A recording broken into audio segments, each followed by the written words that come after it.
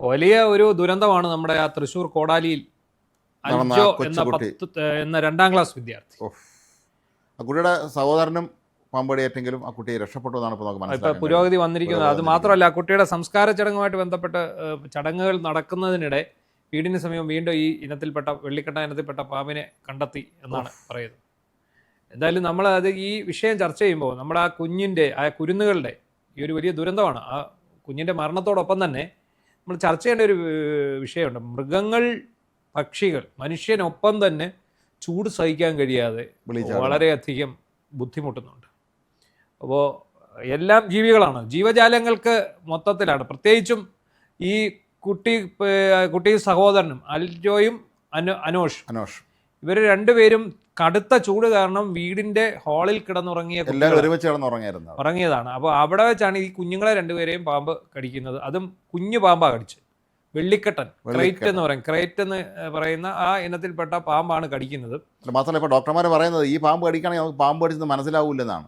മുറിവ് കാണില്ല, അതിന് ഛർദിലും നമുക്ക് വയറിന് അസ്വസ്ഥതയൊക്കെ ഉണ്ടാവും. അങ്ങനെ നമ്മുടെ വയറിന് എന്തോ ഭക്ഷണം കഴിച്ചതിന്റെ പ്രശ്നമാണോ നമ്മൾ തെറ്റിദ്ധരിക്കുന്നതാണ്. ഇവര് തലേന്ന് എന്തോ ഒരു ജ്യൂസ് കഴിച്ചിരുന്നു, അവക്കോഡോ ജ്യൂസ് കഴിച്ചു. ഇപ്പൊ രാവിലെ വെളുപ്പിനെ എണീറ്റപ്പോൾ ഈ കുഞ്ഞുങ്ങൾ രണ്ടും എണീറ്റ് പറഞ്ഞിട്ടുണ്ട്, രണ്ടുപേർക്കും വയറുവേദന എടുക്കുന്നു, ശരീരവേദന എടുക്കുന്നു.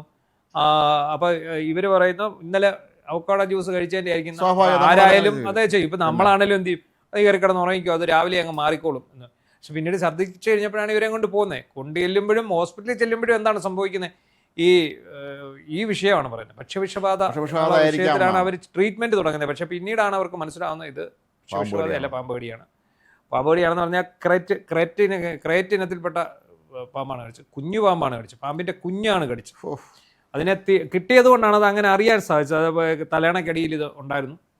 അപ്പോൾ ഈ പാമ്പ് പിടുത്തത്തിലും പാമ്പുകളെ കുറിച്ച് പഠിക്കുന്നതിലും വിദഗ്ധരായിട്ടുള്ള ആൾക്കാർ പറഞ്ഞത് കുഞ്ഞു പാമ്പാണെങ്കിലും വലിയ പാമ്പിൻ്റെ അത്രയും വിഷം വരും ഉണ്ടാവും, അളവിൽ വിഷമില്ല.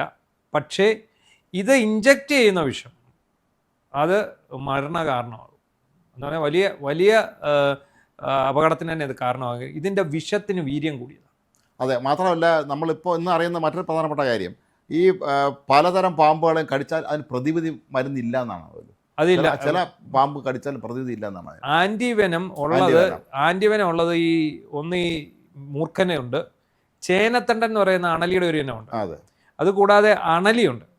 ചേനത്തണ്ടൻ എന്ന് പറയുന്നതിന് എനിക്കൊന്ന് റെസൽ സ്നേക്സ് എന്ന് അങ്ങനെ പറയുന്നത്. അപ്പം പിന്നെ അണലിയുണ്ട്, ഈ വെള്ളിക്കെട്ടന് ഉണ്ട്, ആന്റിവെനം ഉണ്ട്. അങ്ങനെ കുറച്ച് ഇനത്തിനാണ് ഇത് ഉള്ളത്. കുറെ ഇനത്തിന് ഇതില്ല എന്നുള്ളത് സത്യമാണ്, ഇത് ഫലപ്രദമല്ല എന്നുള്ളതാണ്.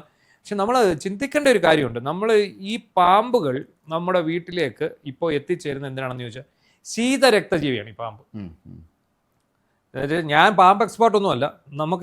ഈ കേരളത്തിലെ പാമ്പുകൾ എന്ന് പറഞ്ഞിട്ടൊരു ഗ്രൂപ്പ് ഉണ്ട് ഫേസ്ബുക്ക്. അപ്പം ആ ഒരു ഗ്രൂപ്പിലോട്ട് നമ്മൾ കയറുമ്പോൾ ഇതിൽ വിദഗ്ധരായ നിരവധി ആൾക്കാരുണ്ട്. പാമ്പ് പിടിക്കുന്നവരുണ്ട്, പാമ്പ് പിടുത്തതിന് പ്രത്യേക പരിശീലനം കിട്ടിയവരുണ്ട്, ഇതിനെക്കുറിച്ച് പഠിക്കുന്നവരുണ്ട്, പിന്നെ ഇതുമായിട്ട് ബന്ധപ്പെട്ട് ആധികാരികമായിട്ട് വിവരം തരാൻ സാധിക്കുന്നുണ്ട്. അപ്പം നമ്മളൊക്കെ അതിൽ അംഗങ്ങളാണ്. അപ്പം നമ്മൾ ഓരോ വിഷയത്തിലും ഞാനത് ആ ഒരു ഗ്രൂപ്പിനെ ഫോളോ ചെയ്യാൻ തുടങ്ങിയ ശേഷമാണ് ഈ പാമ്പിനെ കുറിച്ച് കൂടുതലായിട്ട് ശ്രദ്ധിക്കുന്നത്. അപ്പോൾ നമുക്ക് തന്നെ ചില പാമ്പുകളെ തിരിച്ചറിയാൻ പറ്റും.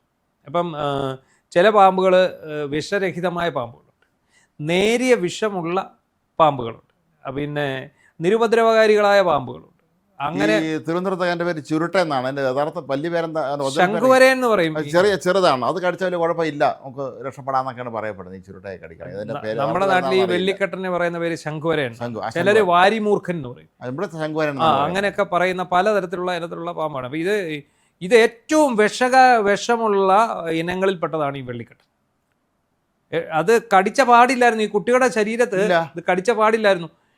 പക്ഷേ ഈ ലക്ഷണങ്ങൾ കണ്ട് ഡോക്ടർമാർ തിരിച്ചറിയുകയാണ് ഉണ്ടായതെന്നാണ്. അപ്പോൾ ഈ ശീതരക്തജീവികളായിട്ടുള്ള പാമ്പുകൾ എന്ത് ചെയ്യുന്നറിയും, ഇത് ഈ തണുത്ത പ്രതലം തേടി പോകും. നമ്മുടെ ഏറ്റവും തണുപ്പുള്ള സ്ഥലം നമ്മുടെ ടൈലിട്ട ഭാഗങ്ങളാണ്.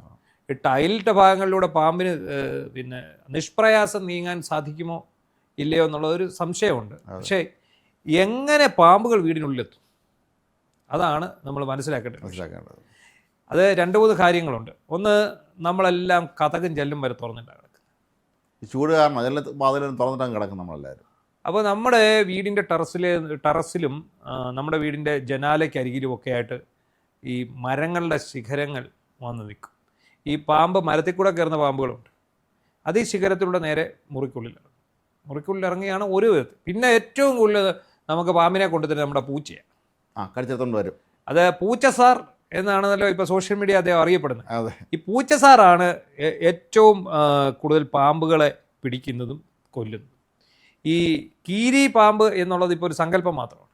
കീരി അങ്ങും ഇല്ലല്ലോ വന്നു. കീരി പാമ്പിനെ പിടിക്കുന്നത് വളരെ കുറവാണ്. പക്ഷെ പൂച്ച സാർ എവിടെ കണ്ടാലും പിടിക്കുമെന്ന് മാത്രമല്ല, ഇവനെ പാതി ജീവനോടെ ഇവൻ നമ്മുടെ പെരയ്ക്കകത്തോട്ട് കൊണ്ടുവിടും.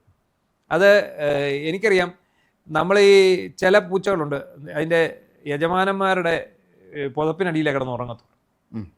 അല്ലെ ഈ കട്ടിലിൽ തന്നെ വന്ന് തലയണയുടെ അടിയിലോ അതിനോട് ചേർന്ന് കിടക്കും. ഇവൻ ഈ രാത്രി ഈ സാമാനത്തിനെ പിടിച്ചോണ്ട് വരും. അല്ലേ, ഈ പാമ്പിനെ പിടിച്ചോണ്ട് വന്ന് ഒന്നീ നമ്മുടെ പുതപ്പിനടിയിൽ കയറ്റിയിടും, അല്ലെങ്കിൽ നമ്മുടെ തലയുടെ കീഴിൽ കൊണ്ടുവെക്കും. ഭാഗ്യത്തിന് നമ്മൾ രക്ഷപ്പെടുന്നത് എവിടെയാണെന്നറിയാമോ? മിക്കതിനെയും കൊന്നിട്ടായിരിക്കും കൊണ്ടുവരുന്നത്. ഈ ചാകാത്ത പാമ്പാണ് കുഴപ്പമുണ്ടാകുന്നത്. അതെ, മാത്രമല്ല പട്ടി ചിലപ്പോൾ പട്ടി പക്ഷേ അതിനെ കൊന്നുകളയും മിക്കവാറും അതിനെ കണ്ടു കഴിഞ്ഞാൽ. പട്ടി മരിക്കുന്ന ഒരവസ്ഥ പലപ്പോഴും അതുണ്ടാവും, സംഭവിച്ചിട്ടുണ്ട്. നമ്മൾ ഈ പട്ടിയും ഇതുപോലെ കടിച്ചു പറിച്ച് നമ്മുടെ വീണ്ടും അത്. പിന്നെ നമ്മുടെ ഒരു പ്രശ്നമുള്ളത്, നമ്മളെല്ലാവരും ഈ ഷൂ പോലത്തെ ചെരുപ്പുകൾ ഉപയോഗിക്കും. നമ്മളത് മിക്കവാറും നമ്മുടെ ചെരുപ്പ് സ്റ്റാൻഡിലായിരിക്കും കൊണ്ടുവെക്കുന്നത്. അല്ലാതെ വീടിന് വെളിയിലിട്ടിട്ട് പോകുന്ന ആൾക്കാരുണ്ട്. നമ്മൾ രാവിലെ എവിടെയെങ്കിലും പോകാനെ കൊണ്ട് ഓടി വന്ന് നമ്മളിതങ്ങ് വലിച്ചു കയറ്റും. സാധനം ഇതിനകത്തിരിക്കുകയായിരിക്കും. എനിക്ക് പലപ്പോഴും അബദ്ധം പറ്റിയിട്ടുണ്ട്. നമ്മളെപ്പോഴും ആലോചിക്കുന്നുണ്ട്, നമ്മൾ ഇറങ്ങി വരുന്നുണ്ട് ഇതെടുത്ത് തട്ടിക്കുടഞ്ഞ് നോക്കിയിട്ട് ഇടണം. പക്ഷേ മിക്കപ്പോഴും നമ്മളിത് ചെയ്യാറില്ല. നമ്മൾ നേരെ ഇത് എടുത്തിട്ട് കയറി കഴിയുമ്പോൾ അവിടെ എവിടെയും കൊണ്ട് കയറുമ്പോഴാണ് നമുക്ക് ചേട്ടാ വല്ലതും കടിച്ചതാണോ. അപ്പോൾ എടുത്ത് നോക്കുമ്പോൾ ചിലപ്പം ഇത് കാണത്തില്ല, അതെ. അപ്പം പക്ഷേ അതൊരു ഘടകമാണ്.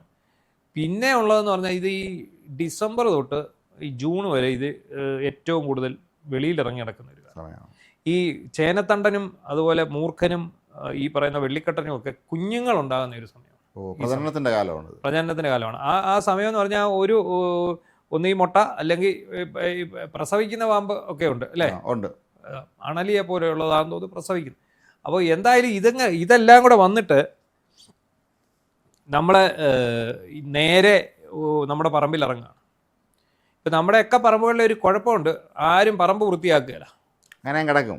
അതവിടെ കിടക്കും. അതിനകത്ത് ഇതൊരു തണൽ തേടി ഇതിനകത്ത് കയറിയിരിക്കും, തണുപ്പ് തേടി പതുക്കെ അതിനകത്ത് കയറിയിരിക്കും. അപ്പം അത് പിന്നീട് അത് കൂടുതൽ സുഖമുള്ള സ്ഥലങ്ങളിലേക്ക് ചെല്ലും. അങ്ങനെയാണ് മിക്കവാറും ഈ വീടുകൾക്കുള്ളിൽ ഈ സംഭവം കയറി. പിന്നെ ചെറിയ ചെറിയ പൊത്തുണ്ടല്ലോ നമ്മുടെ വീടുകളിലൊക്കെ ഉണ്ടാകുന്ന നമ്മൾ അടയ്ക്കാതെ വെക്കും, ഇതിനകത്തൂടെ കയറും. പിന്നെ വേറെ വലിയ അപകടം ഉള്ള സ്ഥലമുണ്ട്. എന്താണെന്നറിയോ? നമ്മുടെ ബൈക്കിനകത്ത് സ്കൂട്ടറിനകത്ത് കയറും, കാറിനകത്ത് കയറും. കാറിനകത്തും കയറാം, ബൈക്കിനകത്ത് സ്കൂട്ടറിനകത്തും എല്ലാം കയറാം. പിന്നെ എലി ഉണ്ടോ നമ്മുടെ പെരയ്ക്കകത്ത്, വീടിനകത്ത് എലി ഉണ്ടെങ്കിൽ ഇവൻ അവിടെ പിടിക്കാൻ വേണ്ടി വരും, ഇവൻ അതിനകത്തും കയറും. പിന്നെ ഇവർക്ക് ഈ പറഞ്ഞ പോലെ ഈ ചൂട് തീർത്തും സഹിക്കാൻ കഴിയില്ല, ഒട്ടും ചൂട് സഹിക്കുക. ശീതരക്തജീവികൾ എന്നാണ് അറിയപ്പെടുന്നത്. ഇപ്പോഴത്തെ ചൂടെന്ന് പറയുന്നത് മനുഷ്യന് സഹിക്കാൻ പറ്റാത്ത, നമ്മളൊക്കെ പിന്നെ നമ്മുടെയൊക്കെ അവസ്ഥ കൊണ്ട് വെളിയിലിറങ്ങുന്നല്ലോ. അതിഭീകരമായ ചൂടാണ് ഇവിടെ ഉണ്ടാകുന്നത്.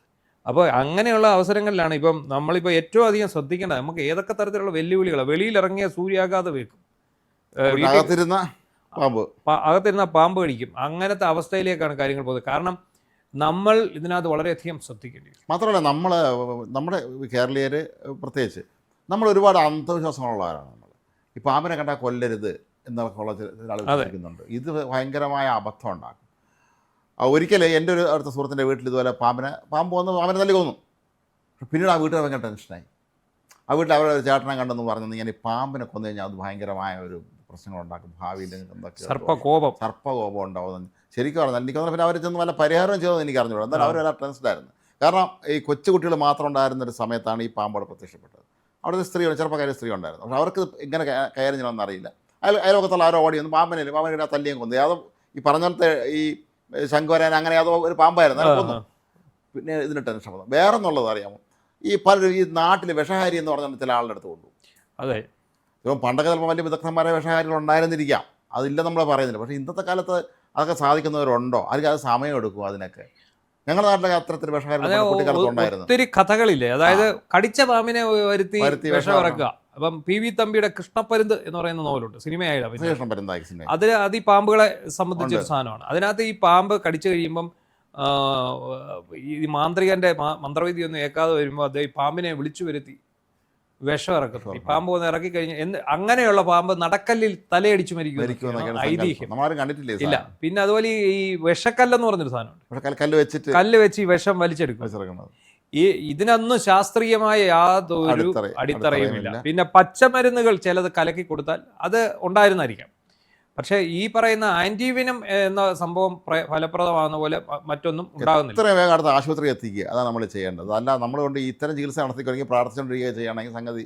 നമ്മുടെ നാട് പണ്ട് ഏറ്റവും കൂടുതൽ പാമ്പ് കടിയേറ്റുള്ള മരണം ഉണ്ടാകുന്ന ഒരു നാടായിരുന്നു. നമ്മുടെ നാട്ടില് പാമ്പ് കടി മരണം കുറയുകയും ചാത്തനും മറുതയും മാടനും ഒക്കെ അപ്രത്യക്ഷമാകുകയും ചെയ്ത് ഈ വൈദ്യുതി വന്നതിന് ശേഷം.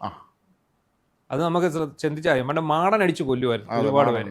രാത്രി പോകുന്നവൻ അവന്റെ അബദ്ധസഞ്ചാരത്തിന് പോയിട്ട് വരുമ്പോഴായിരിക്കും ഇത് കാണുന്ന ഇവൻ കണ്ടില്ലേ കാച്ചിയൊക്കെ അവനെ കാച്ചു അടിച്ചു. അപ്പൊ മാടൻ അടിച്ചതെന്ന് അവൻ തന്നെ പ്രചരിപ്പിക്കും. അതുപോലെ തന്നെ ഹാർട്ട് അറ്റാക്ക് വന്ന് ഈ വഴിയിൽ വീണ് മരിക്കുന്ന ആളുകളെ അന്ന് ഇങ്ങനെ പറയായിരുന്നു മാടൻ അടിച്ചിട്ട്. ആരോഗ്യമുള്ള മനുഷ്യനായിരുന്നു. ഇവൻ നല്ല തിന്ന് കൊഴുത്തിങ്ങനെ ഇരിക്കും, ഒരു ശരീരങ്ങാത്ത കക്ഷിയായിരിക്കും. അതാണ് അത്തരം വിശ്വാസങ്ങൾ നമ്മുടെ പലപ്പോഴും ഈ പാമ്പുമായി ബന്ധപ്പെട്ട് നമ്മുടെ ഉത്രയുടെ കൊലപാതകമുണ്ട്. അതുപോലെ ഈ 8 അടി മൂർഖൻ എന്ന് പറയുന്നത്, ഈ 8 അടി മൂർഖൻ കടിച്ചാൽ 8 അടി നടന്നു കഴിഞ്ഞാൽ മരിച്ചു പോകുന്ന പറയുന്നത്. അതിനു മുമ്പ് മരിച്ചു പോകുന്നു. അപ്പം അതൊരു സിനിമയിൽ ദിലീപ് പറയുന്നുണ്ട്, 8 അടി മൂർഖൻ കടിച്ചാൽ എന്തോ ചെയ്യും, അവൻ 7 അടി നടന്നേച്ച് ഓട്ടോറിക്ഷ പിടിച്ചു പോകുന്നു. 8 അടി നടന്നെങ്കിൽ അല്ലേ കുഴപ്പമുള്ളൂ. ഇത് തമാശയായിട്ട് നമ്മൾ പറയുമെങ്കിൽ ഇമാതിരി ഒരുപാട് അന്ധവിശ്വാസങ്ങളുണ്ട്. അതുപോലെ ചൂളം വിളിക്കുന്ന കേട്ടാൽ പാമ്പ് വരും, പാമ്പിന് പാട്ട്. അത് പിന്നെ പാമ്പിന് ചെവി കേൾക്കില്ലെന്നും കണ്ണ് കാണില്ലെന്നും ഒക്കെ ഉള്ള വിഷയം. കണ്ണ് കാണത്തില്ല, പിന്നെ എങ്ങനെ ഇത് കാണിക്കുന്നത്? സുന്ദരികളെ തേടി വരും പാമ്പ്. ഇങ്ങനെയൊക്കെ വളരെ വിചിത്രമായി. എനിക്ക് തോന്നുന്നത് ഇതൊക്കെ പണ്ട് മനുഷ്യനെ പറഞ്ഞ് പേടിപ്പിക്കാനായി പലരും ഉപയോഗിച്ചിരുന്ന തന്ത്രങ്ങളായിരിക്കും. പാമ്പിനെ കൊല്ലാതിരിക്കാൻ വേണ്ടി പറഞ്ഞിരുന്നത് എന്താണെന്നറിയോ? ഈ പാമ്പ് ശരിക്കും ആവാസ വ്യവസ്ഥയിൽ ഏറ്റവും നിർണായക പങ്ക് വഹിക്കുന്ന ഒരു ജീവിയാണ്. കാരണം ഈ വംശാവലി ഒരു എന്താണ് ഈ ആവാസ വ്യവസ്ഥയുടെ പ്രത്യേകത എന്താ? ഒരു ജീവിക്കും അതിൻ്റെ ഒരു മറ്റ് ജീവികളെ അപേക്ഷിച്ച് ഈ ആവാസ വ്യവസ്ഥയിൽ കൂടുതൽ എണ്ണം ഉണ്ടാകാൻ പാടില്ല. ഇപ്പം എലികൾ പെരുകിയാൽ എന്ത് ചെയ്യും? അപ്പോൾ എലികളെ പിന്നെ നിയന്ത്രിക്കുന്നതിന് വേണ്ടിയാണ് പൂച്ചകളും പാമ്പുകളും. അപ്പൊ പാമ്പിന് ഇവൻ ആഹാരമാകുകയാണ്, എലി ആഹാരമാണ്. അപ്പൊ എന്താണ്, അതെല്ലാത്തിനും ഒരു പ്രകൃതിയുടെ സന്തുലിതാവസ്ഥയ്ക്ക് അനുസരിച്ച് ക്രമപ്പെടുത്തി നിൽക്കാനുള്ള ജീവികളാണ് ഇതെല്ലാം.